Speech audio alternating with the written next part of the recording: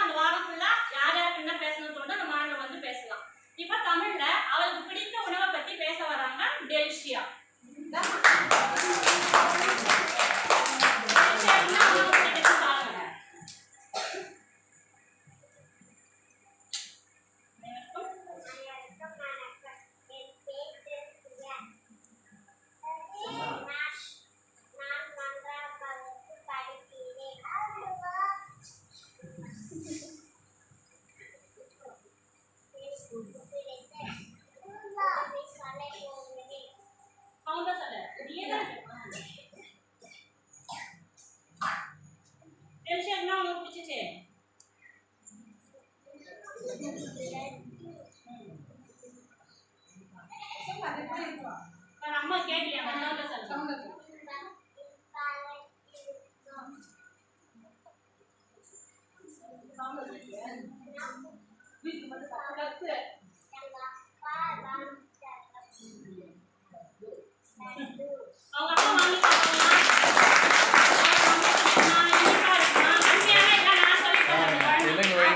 தமிழ் பேசுகிறானவே ஒரு பாராட்டு தான்.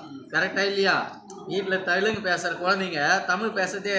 இப்போ எனக்கே தெலுங்கு பேச புரியல. அவர் என்னவோ சொன்னார், என்னவோ சொல்லாருன்னு நின்றுட்டு இருக்கேன், லாங்குவேஜ் புரியல. அப்போ சின்ன குழந்தையா இருந்தால் கூட தெலுங்கு வீட்டில் பேசினாலும் என்ன பண்ணுறா, வகுப்பறையே சூப்பராக இருக்குது. நல்லா எல்லா குழந்தைங்களையும் பண்ணி முடிக்கிறத கவனிச்சுட்டு போகணும். சரிங்களா?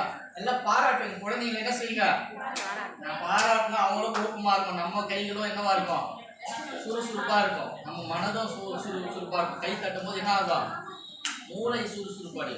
ஸோ அடுத்தவங்களையும் உற்சாகப்படுத்தும், நாமளும் உற்சாகமாக இருக்கும். சரிங்களா? நல்லா